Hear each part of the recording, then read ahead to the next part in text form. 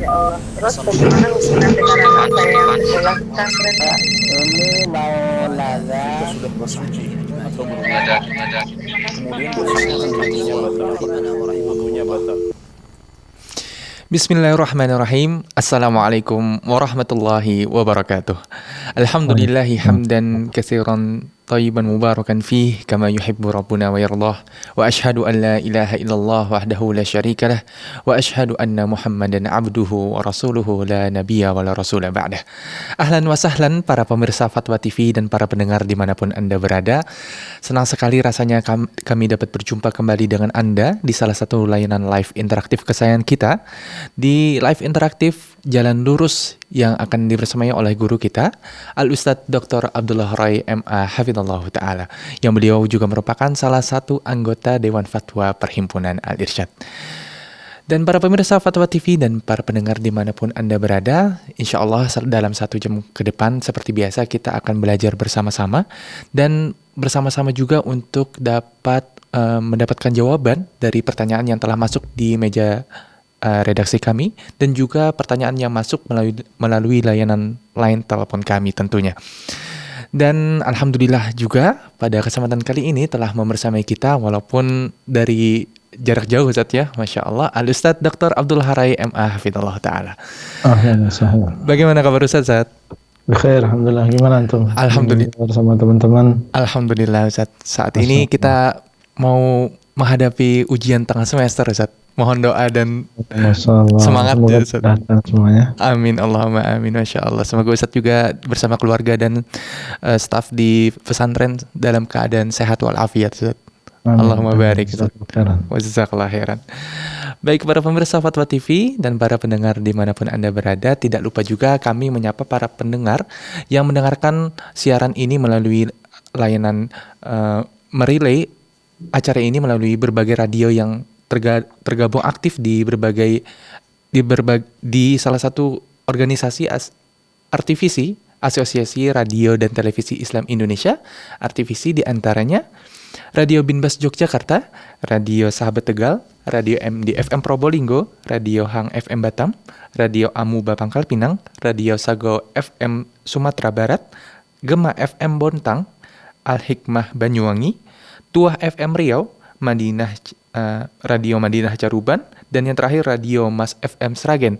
Ahlan wa sahlan bagi para pendengar dimanapun Anda berada. Semoga dalam 1 jam ke depan dapat kita bersama-sama mendapatkan ilmu yang bermanfaat dan para pendengar juga bisa memanfaatkan jalur kami. Dan bagi seluruhnya para pemirsa dan para pendengar, kami mengundang Anda dan memberikan kesempatan bagi Anda, kesempatan yang spesial tentunya, karena Anda dapat bertanya secara langsung terkait dengan akidah, keimanan, dan hal yang lainnya terkait ibadah juga bersama kepada guru kita, Al-Ustadz Dr. Abdullah Rai, di nomor layanan kami tentunya di 0331 544 6087, dan Anda juga dapat menghubungi kami melalui WhatsApp call kami di 0821 7000 6087. Baik para pemirsa, sebelum kita membacakan pertanyaan yang telah masuk di meja redaksi kami, tentunya seperti biasa kita akan mendengarkan untayan nasihat pembuka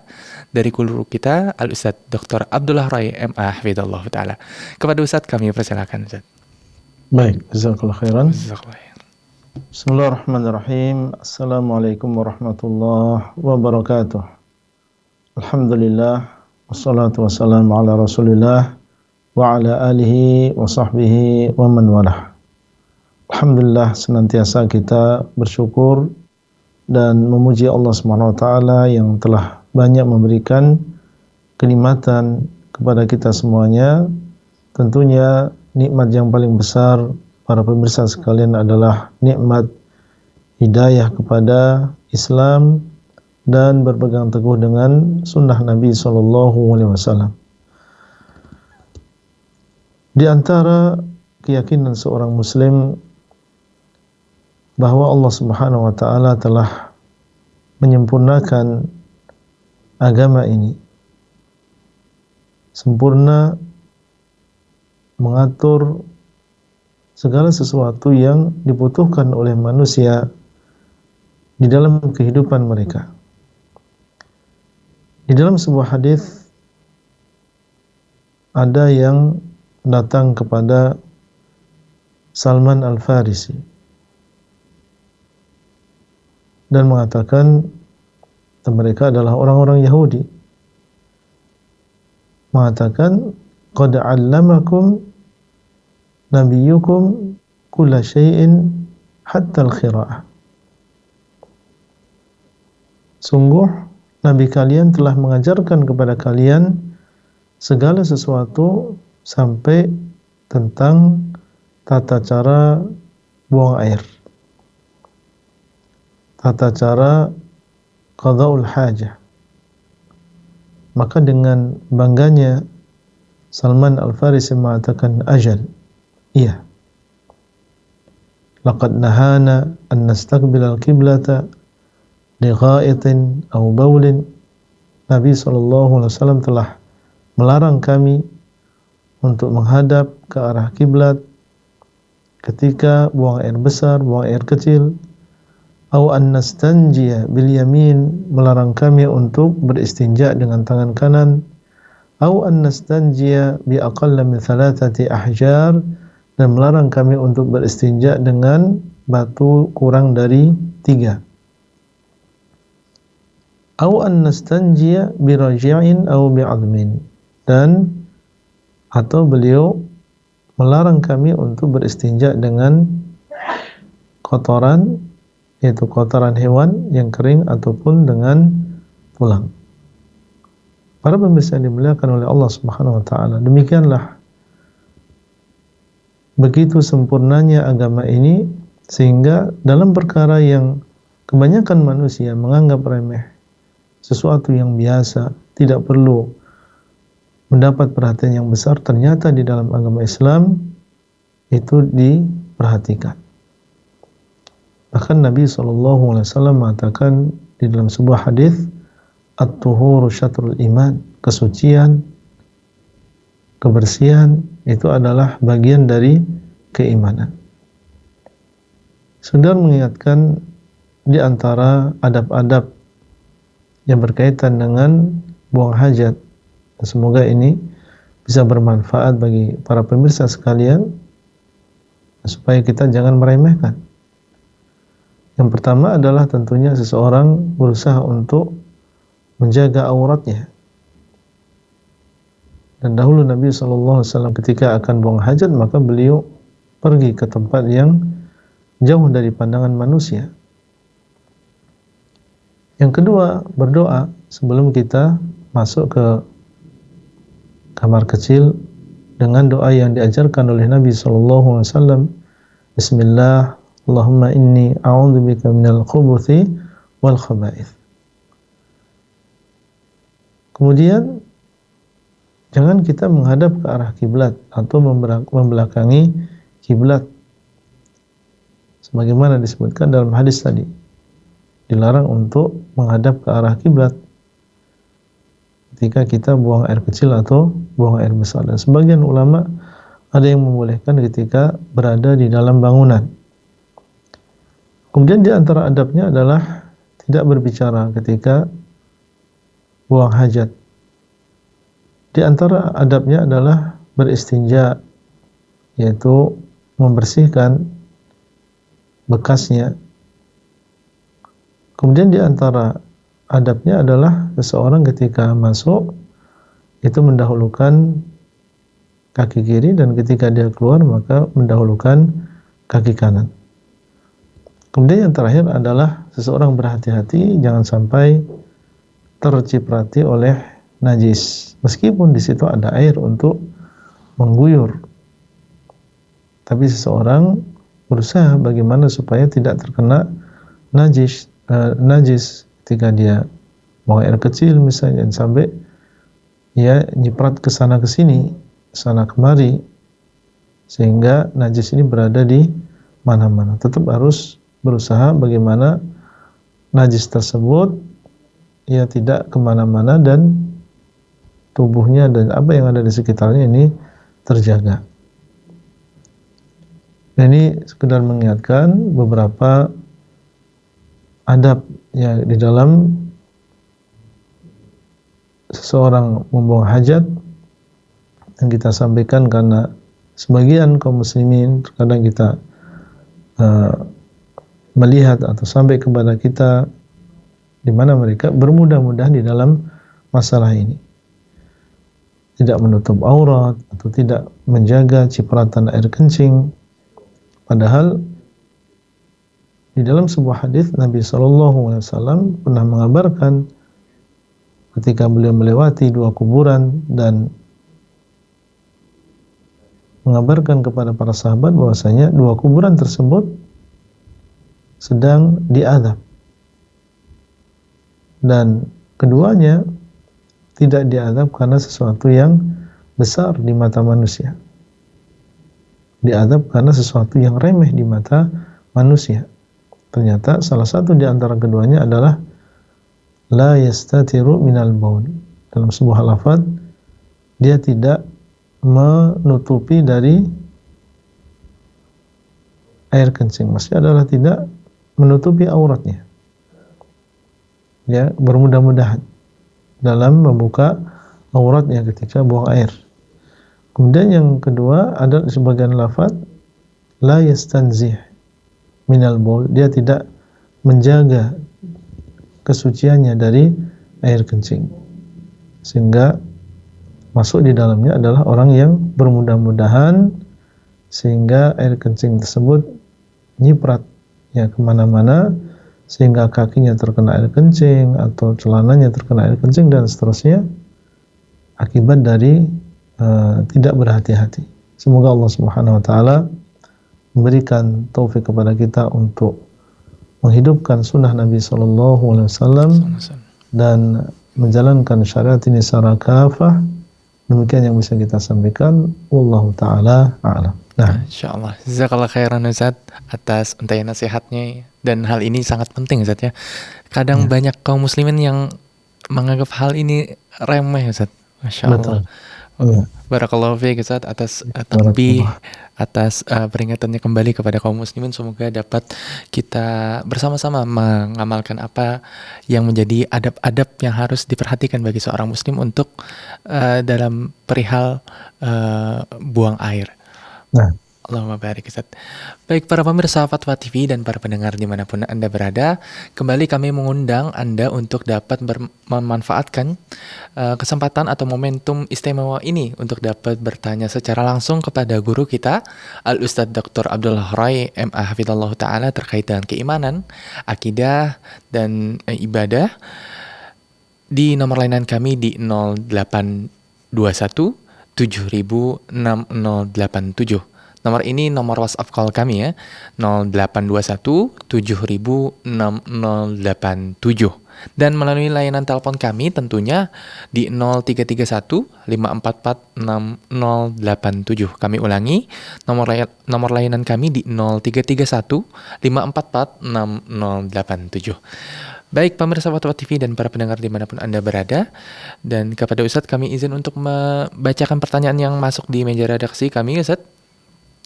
Alhamdulillah telah mengirimkan kepada kita pertanyaan dari saudara kita hamba Allah di kota Jakarta Pusat, DKI Jakarta. Pertanyaannya, Bismillah Ustadz, sewaktu SMP saya pernah bernyanyi bersama dengan teman saya, yang dimana dalam lagu tersebut, di lirik lagu tersebut ada kalimat rapalkan mantra, datangkan cahaya. Tetapi kami semua tidak percaya hal itu dan tidak ada kata-kata khusus atau kalimat perapalan mantra. Apakah kami semua kafir, Ustaz? Dan jika saya karena saya sehingga mereka ikut mengatakan hal itu, apakah saya wajib mengembalikan mereka ke dalam Islam? Barakallahu fiikum, Ustaz. Baik. Barakallahu fiik. Kalau kita melihat dari pertanyaan tadi, maka dilakukan hal itu karena kebodohan dan tidak memahami apa yang diucapkan. Dan kita berharap semoga ini termasuk kejahilan yang seseorang diberikan uzur di dalamnya. Dan ala kulli hal sekarang kita sudah tahu sebabnya, hukumnya, sehingga sekarang kita bertobat kepada Allah Subhanahu wa taala dan memperbaiki keadaan, bertekad kuat untuk di masa yang akan datang tidak melakukan yang demikian. Dan di antaranya adalah kita mempelajari agama Allah dengan sebaik-baiknya. Sekali lagi, semoga apa yang terjadi ini termasuk yang dimaafkan dan diberikan ulur karena dilakukan dalam keadaan seorang bodoh, dalam keadaan seseorang tidak tahu. Wallahu ta'ala a'lam. Nah, Masya Allah, jazakallah khairan Ustaz, wa barakallahu fikum atas jawabannya, semoga dapat dipahami oleh saudara kita hamba Allah di Jakarta Pusat dan di DKI Jakarta. Baik, telah tersambung dengan kita penelpon pertama kita pada kesempatan kali ini, Bapak Ali dari Medan. Assalamualaikum warahmatullahi wabarakatuh. Waalaikumsalam warahmatullahi wabarakatuh. Gimana kabarnya Medan, Pak Ali? Aman aja, insya Allah. Alhamdulillah, Masya Allah, Allahumma barik. Silakan Pak untuk pertanyaannya, kami persilakan. Assalamualaikum Ustaz. Waalaikumsalam warahmatullahi wabarakatuh. Ini begini Ustaz, saya pernah pergi ke suatu masjid, tapi di situ disediakan tempat orang untuk berdiri untuk buang air kecil. Tetapi tertutup Ustaz. Di mana itu hukumnya itu Ustaz? Dan apakah kita harus duduk atau bagaimana hukumnya itu Ustaz? Tolong Ustaz, terima kasih. Baik. Barakallahu fikum. Tadi sudah kita sebutkan bahwasanya di antara adab seorang ketika dia buang air kecil ini adalah menjaga jangan sampai air kencing tersebut mengenai dirinya, mengenai pakaiannya, mengenai kakinya. Kalau memang dalam keadaan berdiri itu posisinya menjadikan seseorang kemungkinan besar ya terkena najis tersebut, maka tentunya yang demikian dijauhi. Tapi kalau dalam keadaan berdiri seperti yang disediakan di beberapa tempat, entah itu di bagian masjid atau di bandara atau di tempat yang lain, dan aman ya dari cipratan, dan juga tentunya tertutup auratnya. Karena sebagaimana kita tahu, yang demikian ada di tempat-tempat umum. Ya, dan ada kemungkinan terlihat auratnya. Makanya ada larangan yang lain yang harus kita perhatikan. Selain dia aman dari cipratan najis, dia juga harus aman dari penglihatan manusia. Nah, kalau terpenuhi syarat-syarat tersebut, maka wallahu a'lam tidak masalah seseorang kencing dalam keadaan berdiri kalau memang terpenuhi syarat-syaratnya. Tapi kalau ternyata di dalam keadaan seperti itu kemungkinan besar dia tidak bisa menjaga najis mengenai celananya atau mengenai badannya, maka tentunya seseorang buang air dalam keadaan jongkok ini lebih diutamakan ya, karena ini lebih selamat dari najis tersebut.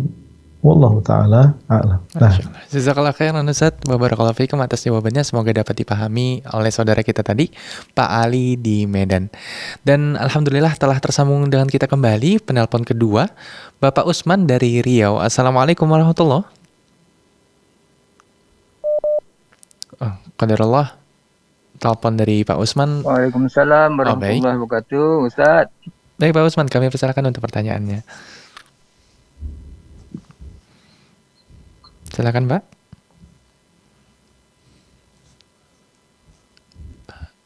Baik Pak Usman. Halo. Assalamualaikum. Waalaikumsalam warahmatullahi wabarakatuh. Waalaikumsalam warahmatullahi wabarakatuh. Kami persilakan Pak Usman untuk pertanyaannya. Abdullah Roy. Ya, silakan Bapak Utsman. Selamat malam Ustaz. Ya, bikhair. Ya, Ana dari Bengkalis nih, Provinsi Riau. Masya Allah, Ya. Masya Allah. Ahlan wa sahlan. Mau nanya ini Ustaz, tentang ruqyah online atau ruqyah jarak jauh. Apa hukumnya tuh Ustaz? Ruqyah, Ya, Pak ya. banyak tuh yang live di TikTok, di media massa lainnya.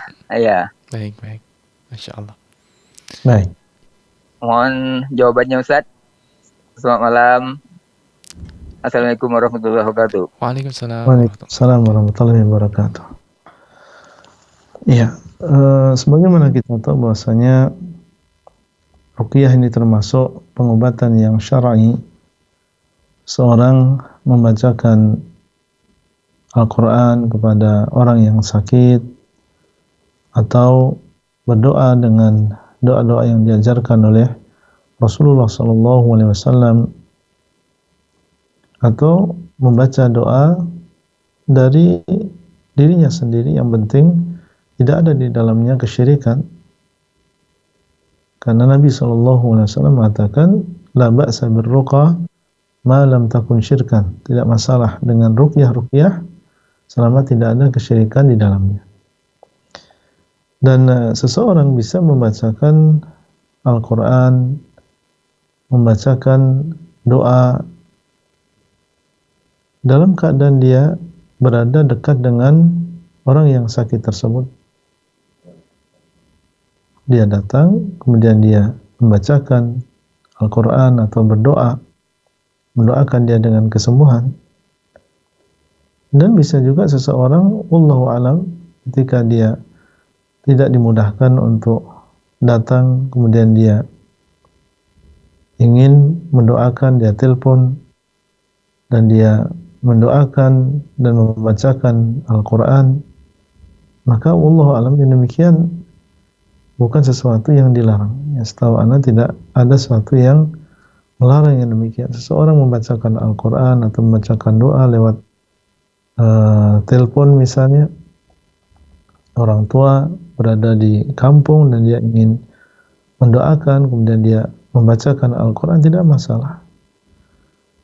Cuma di sini yang perlu kita perhatikan, Allah alam, apa yang tadi disebutkan tersebar yang ruqyah lewat online, selama di sana masih ada orang-orang yang bisa melakukan yang demikian, ya tetangganya atau keluarganya, dan masing-masing dari kita bisa membaca Al-Quran, bisa kita mendoakan, maka mengapa harus ya ada di sana ruqyah secara online dan harus orang-orang tertentu?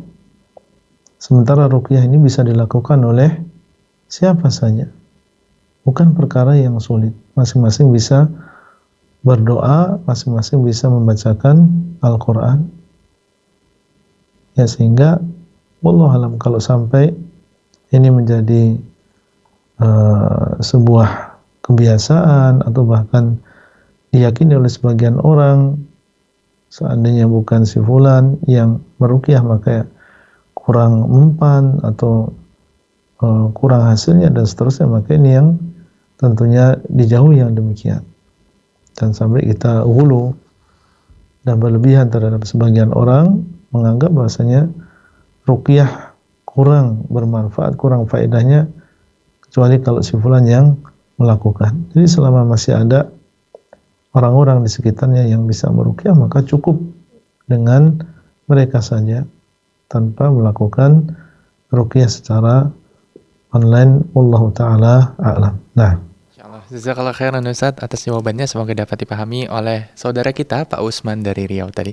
Baik, berlanjut ke penelpon ketiga kita pada kesempatan kali ini, datang dari Tegal, dari Bapak Abdullah. Assalamualaikum warahmatullahi.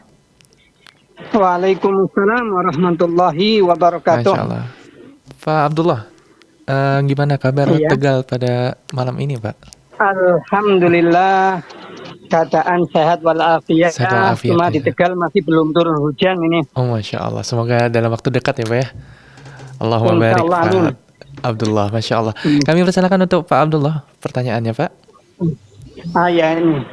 Terima kasih banyak atas kesempatannya. Saya Abdullah dari Tegal dan alhamdulillah salah satu dari pembelajaran HSI, alhamdulillah Masyaallah. sudah sampai pelajaran yang kelima ini, Masyaallah, beriman pada hari masyaallah. akhir. Alhamdulillah. Ini saya mau yang ingin saya tanyakan, Ya. permasalahan sahkah kita berwudu pada istilahnya kolam yang pada kamar mandi yang ada WC-nya itu apakah wudu kita sah apa tidak? Yang apabila kamar mandinya sudah sekalian WC, sekarang kan kebanyakan kamar mandi kecil jadi sudah sekalian WC, ada tempat bisa untuk berwudu, itukah diperbolehkan atau tidak? Terima kasih banyak. Wassalamualaikum warahmatullahi wabarakatuh. Waalaikumsalam warahmatullahi wabarakatuh. Kami bersalam Ustaz. Nah, barakallahu fikum. Pada asalnya tidak masalah yang demikian. Di sana ada kamar mandi, ada kolam atau bak untuk mandi, kemudian di sana ada WC dalam satu ruangan, kemudian kita ingin berwudu dari bak tersebut, tidak masalah. Karena air tersebut adalah air yang suci, meskipun dia berada dalam satu ruangan dengan WC. WC yang najis, kotoran ada tempatnya.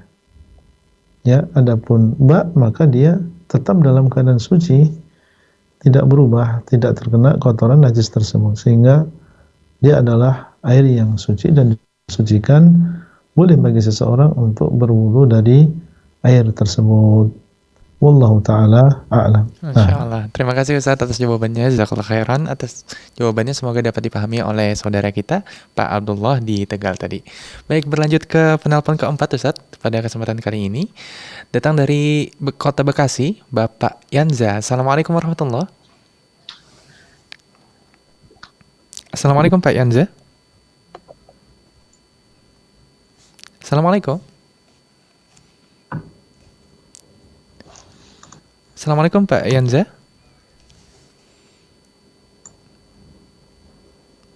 Mungkin suara kita belum terdengar dengan beliau. Assalamualaikum Pak Yanza. Subhanallah. Mungkin terputus ini. Assalamualaikum Pak Yanza. Assalamualaikum. Waalaikumsalam warahmatullahi. Baik Pak Yanza, kami persilakan untuk pertanyaannya secara langsung.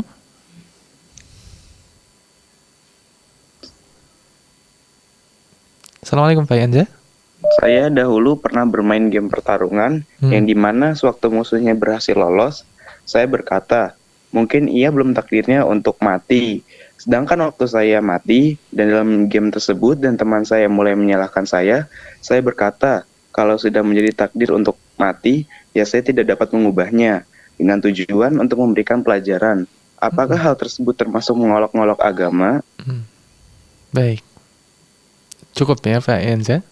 Baik Ustaz. Dapat dipahami insyaallah Ustaz ya untuk pertanyaannya. Baik. Barakallahu fiik. Barakallahu fikum.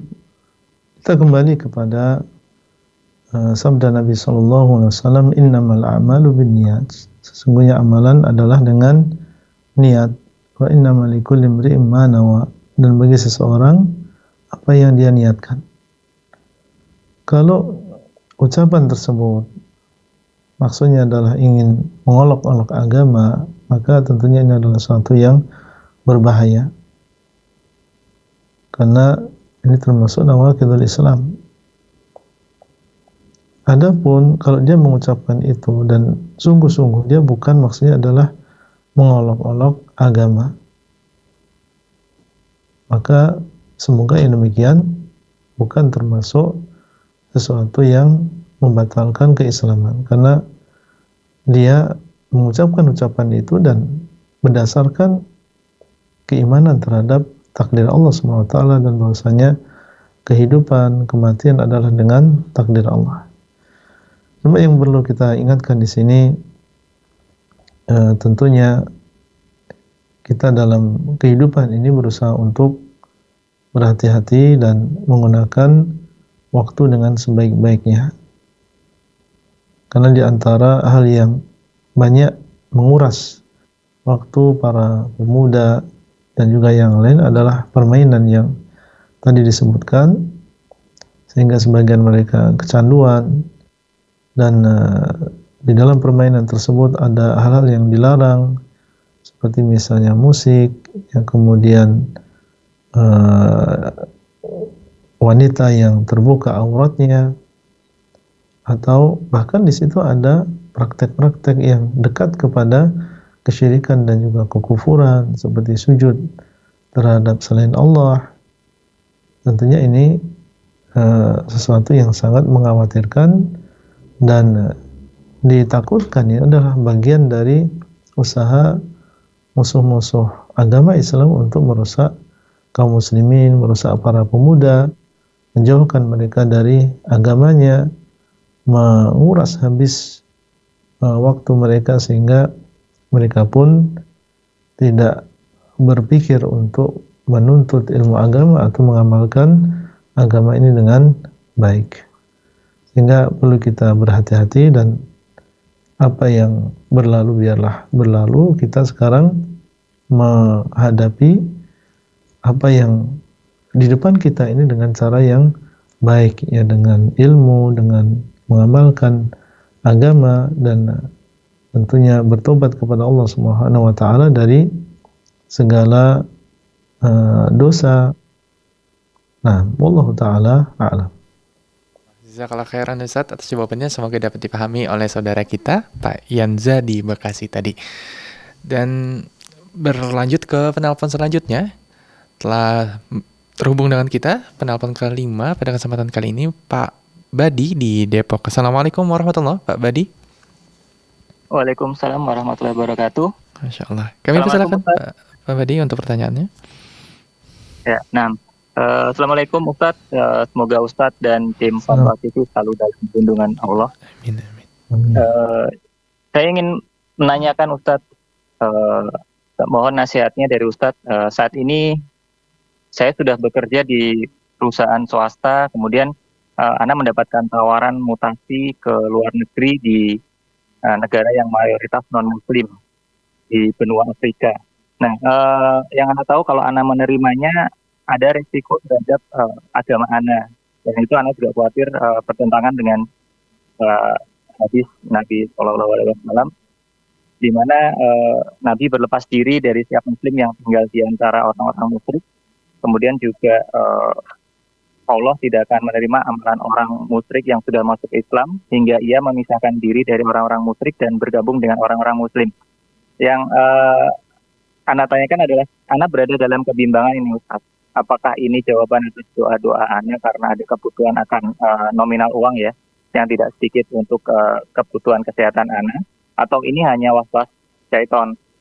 Nah, mohon nasihat Ustadz, apakah menolak untuk bekerja di negara tersebut itu sudah tepat atau menyia-nyiakan kesempatan ya Ustadz? Sebagai tambahan informasi, Ana pernah ke lokasi tersebut sebelumnya, dan di sana ada masjid yang insya Allah Ana bisa sholat di sana meskipun jaraknya cukup jauh. Hanya saja Ana tidak menguasai bahasa lokalnya, hadir di kajian di masjid tersebut.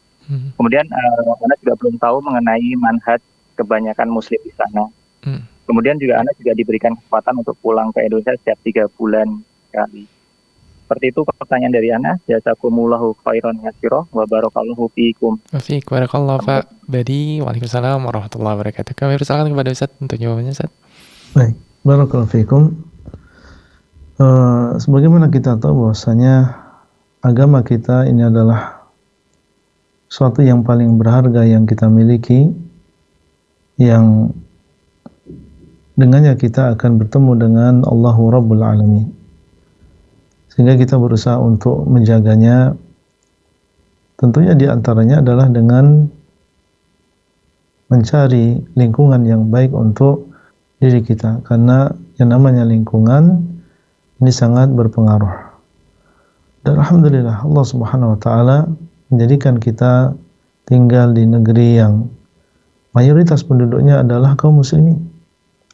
Masjid bisa ditemukan di mana saja, kajian alhamdulillah tersebar di mana-mana, dan dengan mudahnya kita bertemu dengan orang-orang Islam.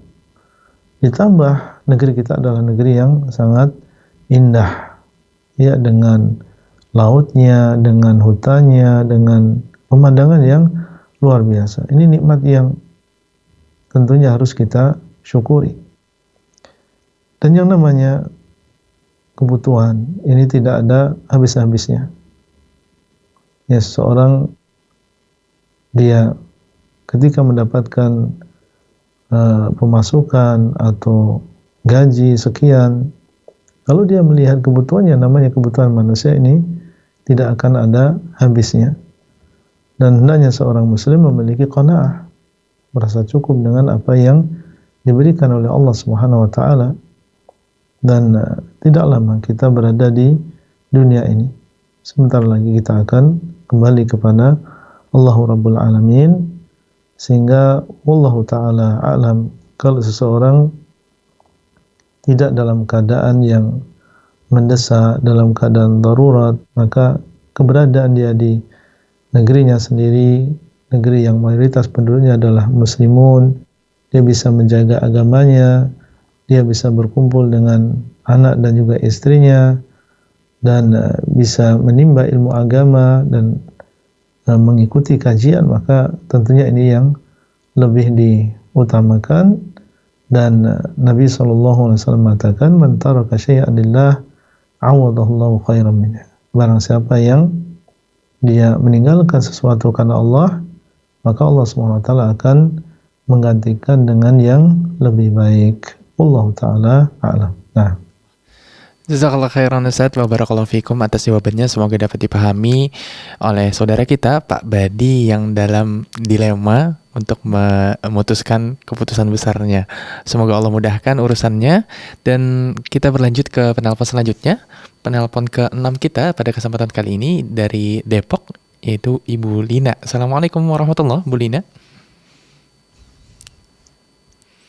Assalamualaikum warahmatullahi.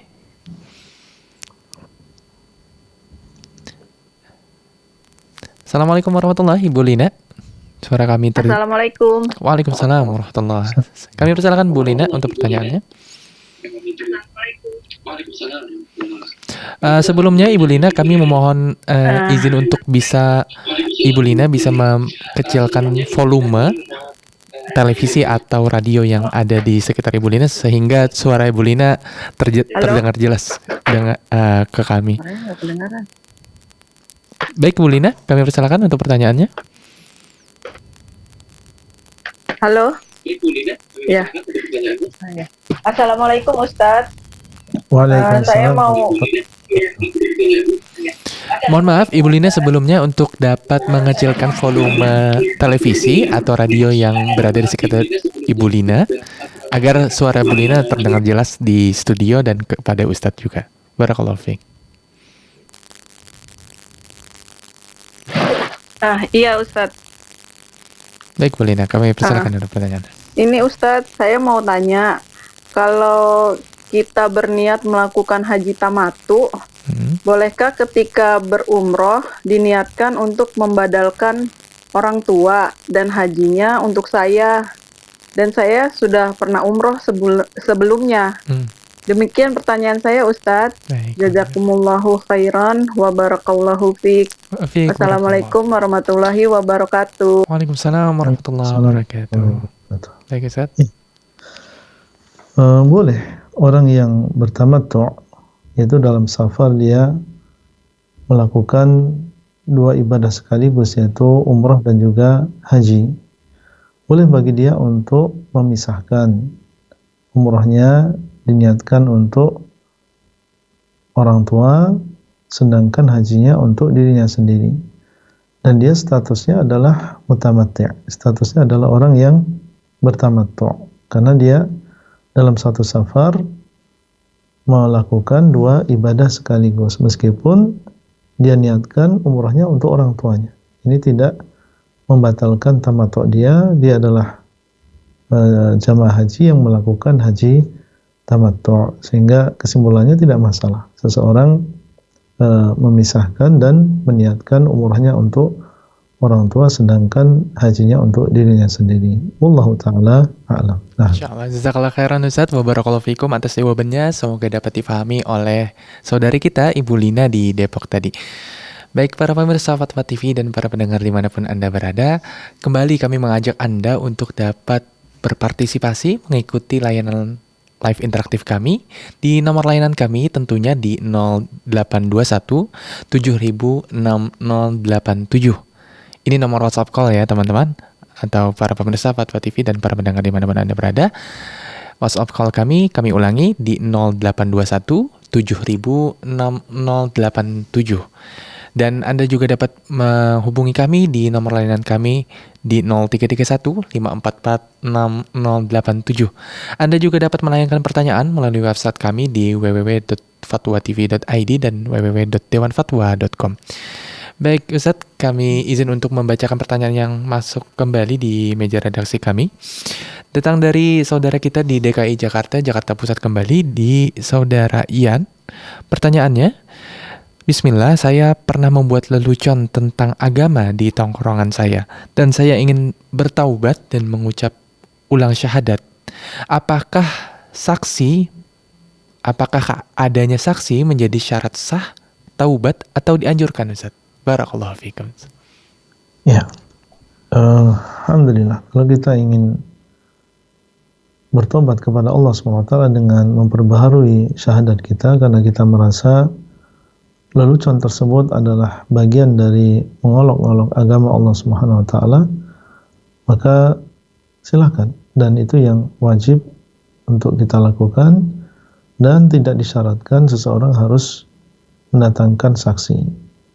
Seandainya dia mengucapkan 2 kalimat syahadah sendiri tanpa didengarkan oleh orang lain, maka itu sudah cukup dan sudah sah syahadatnya, dan dia adalah seorang muslim. Wallahu ta'ala a'lam. Masya Allah. Jazakallah khairan Ustaz wa barakallahu fikum atas jawabannya. Semoga dapat dipahami oleh saudara kita yang menanyakan pertanyaan melalui website tadi, saudara Ian di Jakarta Pusat. Baik, telah tersambung kembali dengan kita penelpon ke-7 pada kesempatan kali ini dari Bapak Hamba Allah di Riau. Assalamualaikum warahmatullahi wabarakatuh. Waalaikumsalam warahmatullahi wabarakatuh. Baik Bapak, kami persilakan untuk pertanyaannya. Assalamualaikum warahmatullahi wabarakatuh, Ustaz. Waalaikumsalam warahmatullahi wabarakatuh. Ahlan wa sahlan. Saya mau tanya Pak Ustaz, kan apabila anak Adam telah meninggal dunia, maka terputuslah semua amalannya kecuali 3 perkara. Yang jadi pertanyaan Pak Ustaz, yang 3 itu dia nggak mempunyai. Jadi amalan apa yang orang yang meninggal itu yang bisa membantunya? Apakah amalan dia sendiri? Mohon pencerahannya Pak Ustaz. Assalamualaikum warahmatullahi wabarakatuh. Waalaikumsalam warahmatullahi wabarakatuh. Ya, sebagaimana yang dikabarkan oleh Nabi SAW, apabila seorang anak Adam dia meninggal dunia, terputus amalannya. Artinya dia sudah tidak bisa menambah amal soleh, sudah terputus, karena dia sudah masuk ke alam hisab dan tidak ada di sana amalan. Adapun dunia sekarang ini yang kita tempati adalah negeri untuk beramal dan tidak ada hisab. Sehingga ketika seseorang meninggal dunia, dicabut nyawanya oleh Allah Subhanahu wa taala, maka dia terputus amalannya. Nah, terus apa yang bisa dia dapatkan? Seperti yang dikecualikan dalam hadis. Yang pertama adalah ilmu yang bermanfaat. Ya, ilmu yang bermanfaat. Ini kalau dia di dunia dahulu mengajarkan kepada orang lain ilmu yang bermanfaat, seperti misalnya ilmu agama, dan mereka mengamalkan ilmu tersebut, meskipun dia meninggal dunia, selama ilmu tersebut masih dimanfaatkan oleh orang, maka amalannya mengalir. Dia terus mendapatkan pahala. Ini nggak akan terputus yang seperti ini. Selama ilmunya masih diamalkan oleh manusia, maka dia akan terus mendapatkan tambahan pahala. Maka kita berusaha, yang kita di dunia ini mencari yang seperti ini, yang kalau kita meninggal dunia, amalannya masih bisa, pahalanya masih bisa mengalir ke kita. Semangat untuk belajar, semangat untuk mengajarkan ilmu kepada orang lain, mengajarkan Al-Quran, mengajarkan Al-Fatihah, mengajarkan akidah, mengajarkan bagaimana tata cara sholat. Nah, ini kita berusaha kalau memang kita mampu untuk melakukan yang demikian. Yang kedua adalah sedekah jariyah. Sedekah jariyah, kalau dia di dunia dahulu pernah berinfak, bersedekah, dan hal tersebut masih terus dipakai oleh manusia, seperti misalnya orang yang membangun masjid. Yang meninggal dunia, orang masih menggunakan untuk sholat, menggunakan untuk menuntut ilmu, atau dia menyumbang ke pesantren, digunakan untuk membangun bangunan, digunakan untuk kegiatan untuk tahfidz dan seterusnya, dan itu masih dipakai, maka meskipun dia meninggal dunia, dia masih mendapatkan aliran pahala. Maka seseorang berusaha di dunia ini untuk adalah sebagian hartanya yang digunakan untuk wakaf, sehingga sedekahnya mengalir. Kemudian yang ketiga adalah dia bisa mendapatkan aliran pahala dari doa anaknya yang mendoakan. Doa anaknya yang mendoakan kebaikan untuk dia, mengatakan Allahumma ighfir li abi, Allahumma ighfir li ummi, ya Allah ampunilah dosa bapakku, ibuku, rahmatilah mereka.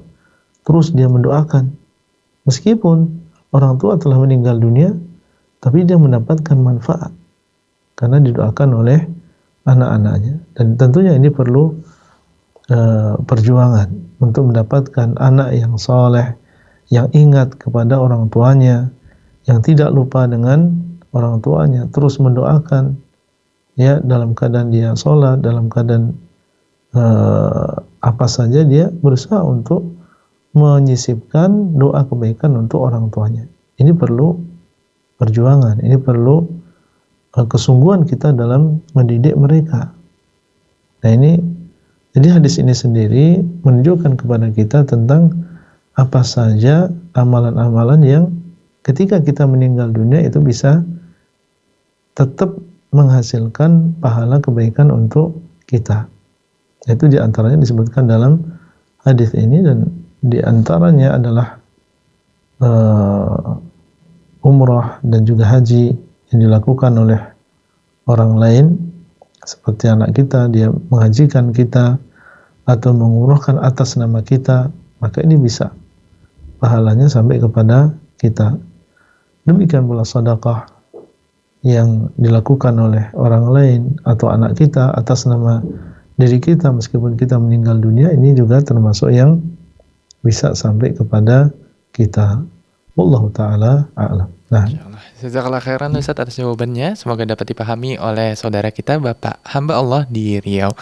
Baik, berlanjut ke penelpon kita selanjutnya di kesempatan kali ini, penelpon ke-8, Masya Allah. Dari Riau juga Bapak Rijal. Assalamualaikum warahmatullahi. Waalaikumsalam warahmatullahi wabarakatuh. Baik, Bapak Rijal, kami persilakan untuk pertanyaannya. Assalamualaikum Ustaz. Waalaikumsalam warahmatullahi wabarakatuh. Ahlan wa Saya sahlan. ingin Silakan, Pak. Saya ingin bertanya, ini saya kemarin dengar ceramah dari seorang ustadz yang mengatakan sholat di antara dua azan yang lebih bagus adalah sholat qobliyah, walaupun itu tidak ada rawatibnya. Bagaimana menurut pandangan Islam masalah itu? Cuman itu yang ingin saya pertanyakan sama Ustaz. Terima kasih. Baik, Pak Rijal. Terima kasih banyak atas pertanyaannya. Kami persilakan kepada Ustaz untuk menjawabnya, Ustaz. Ya. Sebagaimana kita tahu bahwa di sana ada yang dinamakan dengan sholat rawatib, ya. Sholat rawatib ini yang mengiringi sholat 5 waktu. Dan jumlahnya ada 12 rakaat, ada di antaranya yang qobliyah dan ada di antaranya yang ba'diyah. Qobliyah dilakukan sebelum sholat 5 waktu, ba'diyah dilakukan setelah sholat 5 waktu. Dan hukum sholat rawatib ini adalah sunnah mu'akkadah. Dia adalah sunnah yang dikuatkan. Nah, sunnah ini ada dua, ada sunnah yang mu'akkadah, ada yang ghairu mu'akkadah. Ada sunnah yang dikuatkan, ada sunnah yang tidak dikuatkan. Nah, yang lebih besar pahalanya adalah yang dikuatkan. Yang lebih besar pahalanya adalah yang dikuatkan. Kemudian di sana ada sholat yang dilakukan di antara dua adzan, maksudnya antara adzan dan iqamah. Taib. Salat subuh itu adalah salat qabliyah. Salat zuhur juga ada qabliyah. Salat maghrib ba'diyah. Ya. Salat isya ba'diyah. Artinya salat asar, salat maghrib, salat isya ini tidak ada qabliyahnya. Tapi berdasarkan keumuman hadis, misalnya di salat isya ya, salat isya tidak ada qabliyah. Berdasarkan keumuman hadis, maka kita disunahkan antara adzan dan iqamah salat isya kita melakukan salat. Nabi SAW mengatakan baina kulli adzanaini salatun, antara dua adzan itu salat. Jadi meskipun tidak ada rawatib qabliyah sebelum isya, tapi kita disunahkan untuk melakukan salat antara adzan dan iqamah. Jadi dia adalah salat sunnah yang ghairu muakkadah, salat sunnah yang tidak dikuatkan. Nah, kalau misalnya pertanyaannya adalah mana yang lebih afdal, mana yang lebih besar pahalanya, tentunya yang rawatib, yang hukumnya adalah sunnah muakkadah. Ya, sunnah muakkadah ini kalau kita sudah terbiasa melakukannya dan suatu saat kita tidak bisa melakukan karena udzur, misalnya karena ketiduran atau terlambat sehingga sudah iqamah misalnya, maka kita disyariatkan untuk mengqadha. Ya, karena dia termasuk sunnah yang muakkadah. Adapun yang tidak muakkadah maka tidak diqadha. Ya, adapun yang ghairu muakkadah tidak dikuatkan maka ini tidak diqadha. Jadi kalau maksud Ustaz tersebut adalah bahwa rawatib qabliyah itu lebih tinggi tingkatannya daripada yang bukan rawatib, artinya yang bukan sunnah muakkadah, maka wallahu alam dalam masalah ini kita sama. Saya setuju dengan pendapat tersebut. Wallahu taala a'lam. Nah, Jazakallah khairan Ustaz atas jawabannya, semoga dapat dipahami oleh Pak Rijal di Riau tadi. Baik, berlanjut ke penelpon selanjutnya. Penelpon kita ke-9 pada kesempatan kali ini datang dari Bengkulu, Masya Allah. Bapak Soleh Haji. Assalamualaikum warahmatullahi wabarakatuh. Pak Soleh Haji. Pak Soleh Haji. Assalamualaikum. Waalaikumsalam warahmatullahi wabarakatuh. Sebelumnya Pak Soleh Haji, kami memohon izin untuk bisa mengecilkan volume di televisi atau radio yang berada di sekitar Ustaz, Pak Soleh Haji. Ana ingin bertanya Ustaz. Di dalam hukum Islam itu disebutkan ada 4, Al-Quran, hadis, ijma, dan qiyas begitu. Nah, pertanyaannya mengapa perlu adanya ijma dan qiyas, Ustaz? Bukannya tidak cukup Al-Quran dan hadis sumber hukum Islam? Ya, mohon penjelasannya Ustaz. Jazakallahu khair. Assalamualaikum warahmatullahi wabarakatuh. Waalaikumsalam. Assalamualaikum warahmatullahi wabarakatuh. Iya. Kalau kita kembali kepada dalil, sebenarnya ijma' juga berdasarkan Al-Quran dan juga hadis. Ada dasarnya. Demikian pula qiyas. Ini juga ada dasarnya dari Al-Quran dan juga hadis. Jadi dia tidak keluar dari Al-Quran dan juga hadis. Contoh misalnya ijma', dalilnya adalah firman Allah Azza wa Jalla, "Wa may yushaqiqir rasul min ba'di ma tabayyana lahul huda wa yattabi' ghayra sabilil mu'minin nuwallihi ma tawalla wa nuslihi jahannam wa sa'at masira." Barang siapa yang menyelisihi Rasul dan mengikuti selain jalan orang yang beriman. Dan orang yang beriman adalah ketika turunnya ayat ini adalah para sahabat radhiyallahu ta'ala anhum. Maka kami akan biarkan dia dan kami akan masukkan dia ke dalam jahannam. Para ulama menjadikan ayat ini sebagai dalil tentang wajibnya untuk mengikuti ijma'. Dan ijma' di sini adalah ijma' para sahabat. Kalau mereka sudah bersepakat atas sebuah perkara, masalah akidah, masalah amalan, dan tidak ada yang menyelisih, wajib bagi kita untuk mengikuti mereka. Dan disebutkan dalam dinukil dari Nabi SAW, bahwasanya beliau mengatakan la tajtami'u ummati ala dhalalah. Umatku tidak akan mungkin berkumpul bersepakat di atas kesesatan. Jadi kalau para sahabat semuanya bersepakat, berarti ini adalah sebuah kebenaran. Jadi ini berdasarkan Al-Quran dan juga hadis Nabi SAW. Adapun kias juga demikian. Ya, kias juga demikian. Kalau kita lihat, dia juga punya dasar di dalam Al-Quran dan juga hadis Nabi SAW. Ya, dan oleh karena itu dalam sebuah ayat Allah mengatakan, fa'tabiru ya ulil absar. Maka hendaklah kalian mengambil pelajaran wahai orang-orang yang berakal. Ada di dalam Al-Quran dalil tentang qiyas. Demikian pula contoh misalnya Allah Subhanahu wa taala telah mengharamkan khamr dan terbuat dari anggur atau dari kurma, dan apa yang terjadi setelah itu berupa hal yang menghilangkan akal, memabukkan meskipun tidak terbuat dari kurma atau anggur, maka hukumnya sama. Ya, narkotik, obat-obatan, atau apa saja yang itu menghancurkan akal manusia, menjadikan seseorang mabuk, maka ini masuk di dalam larangannya. Nah ini dan dalil-dalil yang lain menunjukkan bahwasanya qiyas ini dipakai di dalam agama kita, dan seluruh a'immah yang 4, ya Imam Syafi'i, Imam Malik, Imam Ahmad, Imam Abu Hanifah, mereka menggunakan dalil qiyas ini. Jadi qiyas maupun ijma' ini tidak menyelisihi apa yang ada di dalam Al-Quran dan juga sunnah Nabi SAW. Nah, Khairan Ustaz wa barakallahu fikum atas jawabannya, semoga dapat dipahami oleh Pak Soleh Haji di Bengkulu tadi. Dan pertanyaan terakhir tadi sekaligus menutup perjumpaan kita pada kesempatan kali ini, Ustaz.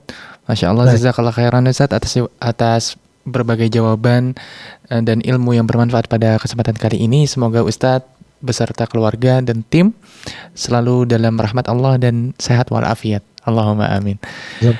Baik, para pemirsa Fatwa TV dan para pendengar dimanapun Anda berada, saksikanlah terus program live interaktif Fatwa TV dari hari Senin sampai dengan hari Jumat pada jadwal yang sudah ditentukan.